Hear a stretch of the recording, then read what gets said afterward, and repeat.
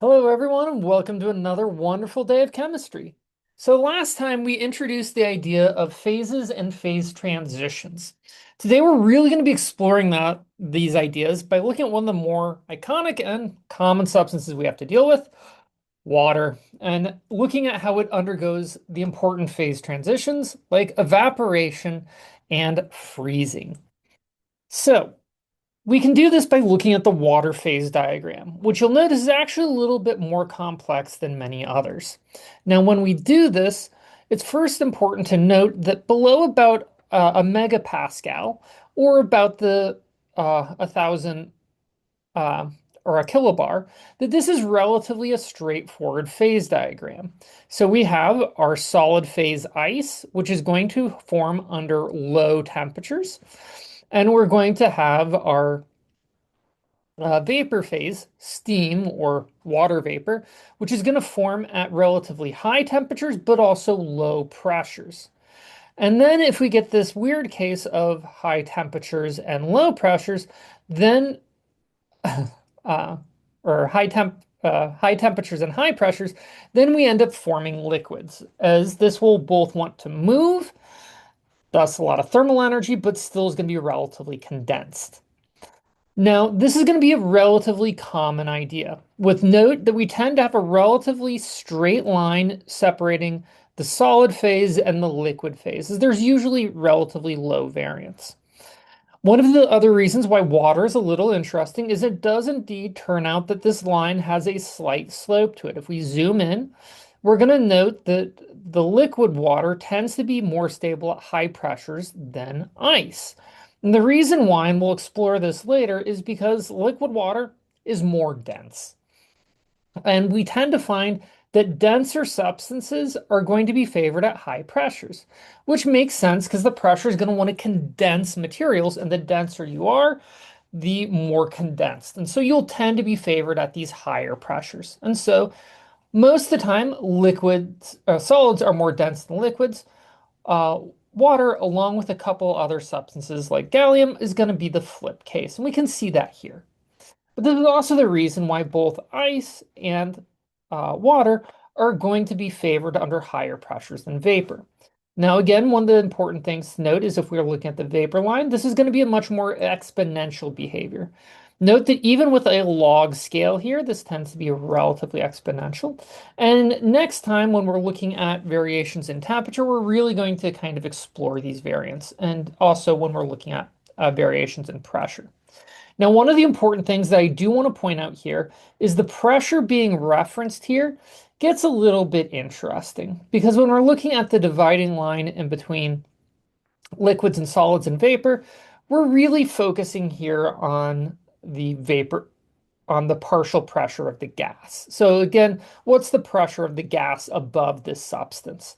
So you'll note that oftentimes you may have uh, a at your triple point, this is going to occur at about a kilopascal, which is about 0.001 atm. So it's relatively low pressure, but this is often a point we commonly reach because even while the external pressure is 1 bar, the actual pressure of the gas is often fairly low. And so this is the common triple point that's often going to be formed when you've got a mixture of ice water. And again, at the higher points, again, we see this exponential behavior. So it's relatively straightforward. And the idea here is I can go ahead and look up the temperature and find the pressure, specifically the pressure of the gas, and I can figure out which phase region I'm in. Noting if the external pressure is, that even if the external pressure is 1 bar, I might not have liquid because I just don't have enough water there. So again, focusing on that difference in between the pressures. But if I know how much the pressure of the water and the temperature, I can figure out which phase region I'm in.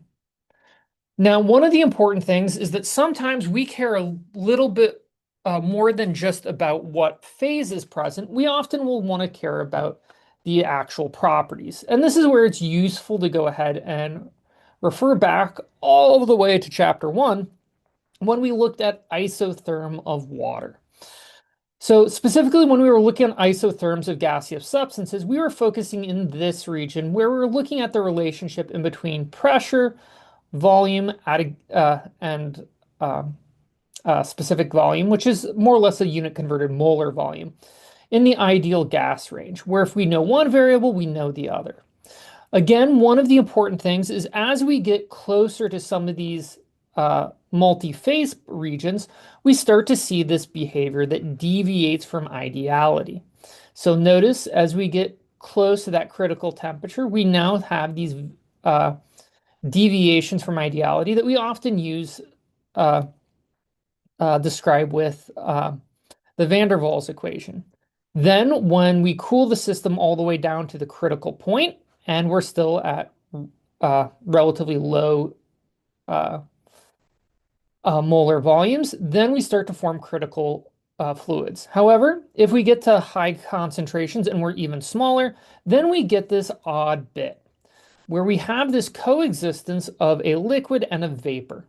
Now, I mentioned earlier that when we're under this transition point, that the pressure of the gas stays fixed. And the reason why it does is because since the temperature is relatively fixed, we're undergoing a phase transition. And so that means that since the temperature is fixed, so is the partial pressure. So as long as I know the temperature under this phase transition, I know the pressure. And again, these are some very important ideas to kind of keep in mind. Now, this also shows some very important points that when I start getting to these very high volumes, we start to see these fun kind of phase transitions. And at this point, let's go ahead and take a look at this high pressure region of the water phase diagram. Because note, once I hit a pass about 10 to the 8th kilopascals, or sorry, 10 to the 8th pascals, now I start to have some interesting behavior. Because what we commonly refer to as uh, ice is actually technically known as ice 1 or ice H, which stands for hexagonal ice. And this is the most dominant allotrope of water under most conditions, is that we expect it to tend to solidify in these classic ice H ice crystals. But the problem is as you start going up to higher pressures, congratulations, you start to undergo phase transitions. So if we get to very high pressures, ice 1 can either turn into ice 2 or ice 3 depending on the temperature. And each of these will have slightly different crystal structures.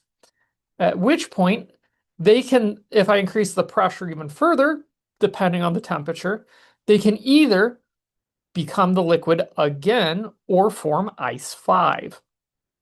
And then if you increase the pressure further, we get to ice 6. Then for very high pressures, we get ice 8 and ice 7.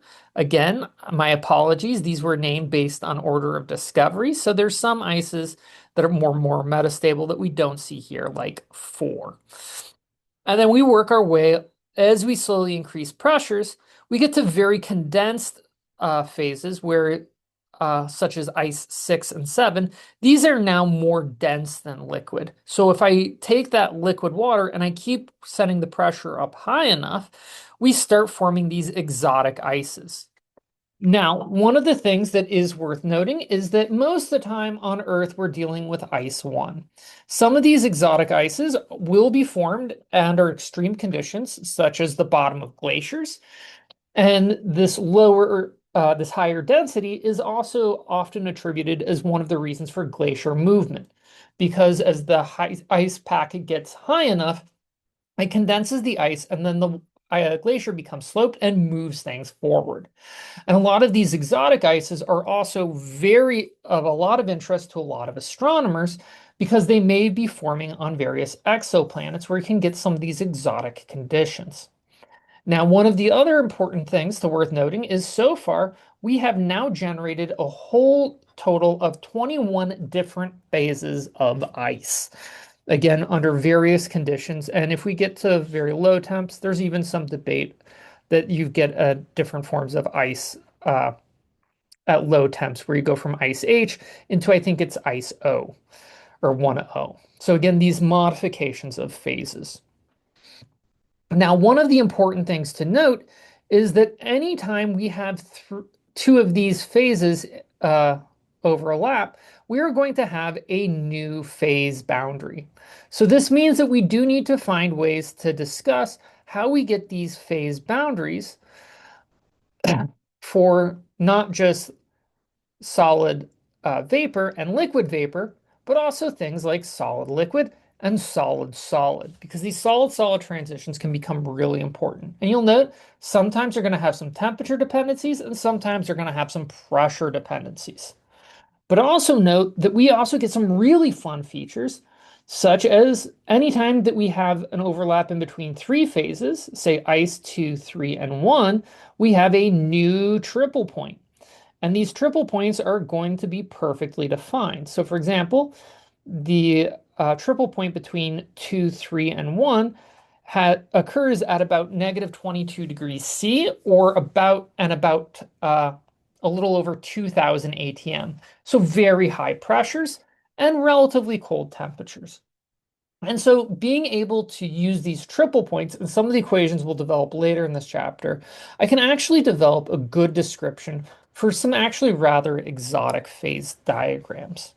Now, one of the reasons why we do have these interesting transitions of things like ice 1 going to 2, 6, and 8 is because of actual changes in the crystal structure.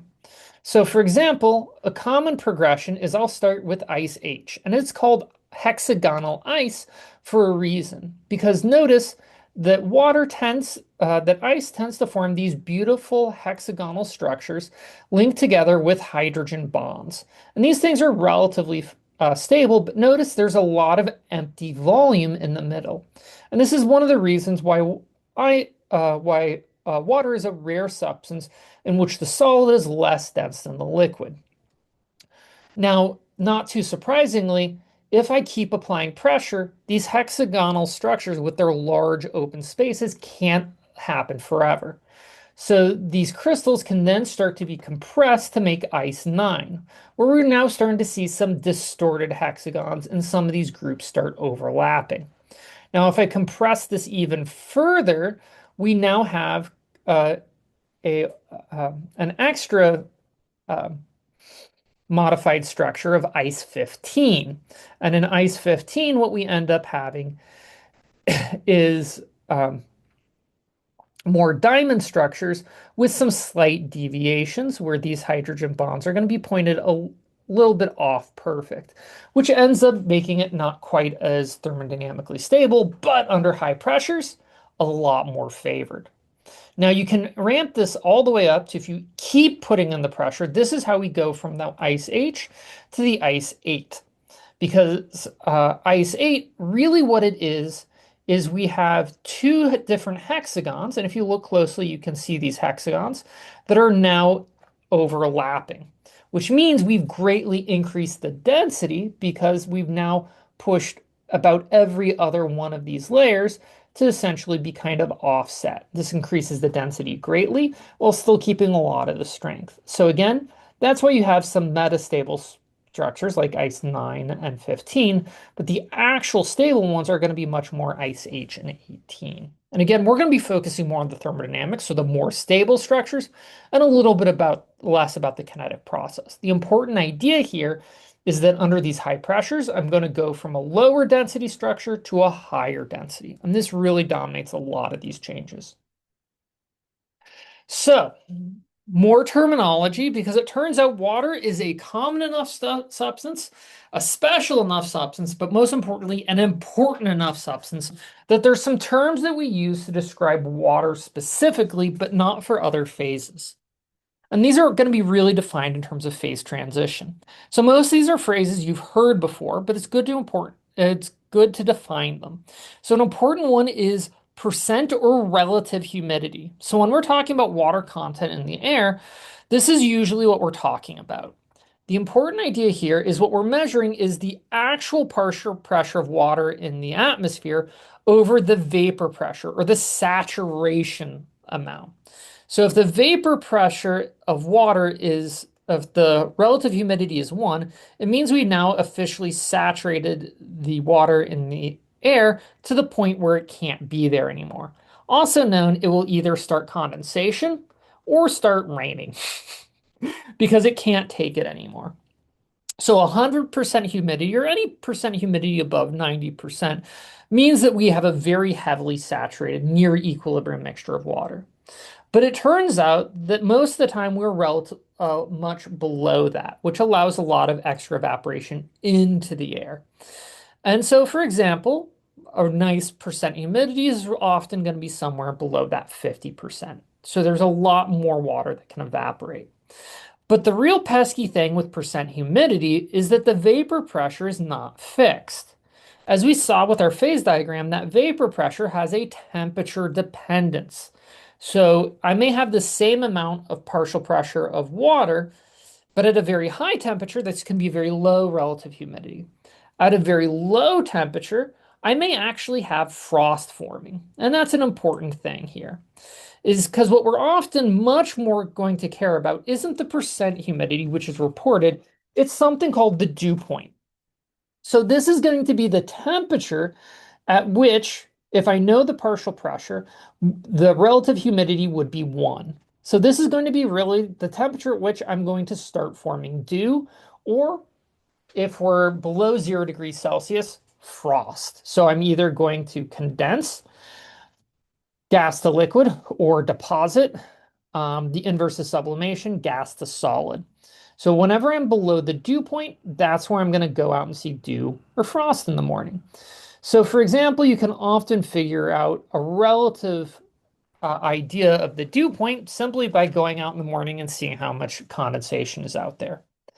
But the problem is in order to convert in between these, I need to precisely determine what the vapor pressure is as a measure of temperature. Because I need to figure out, okay, if I know the temperature, what's the vapor pressure so I can calculate the relative humidity.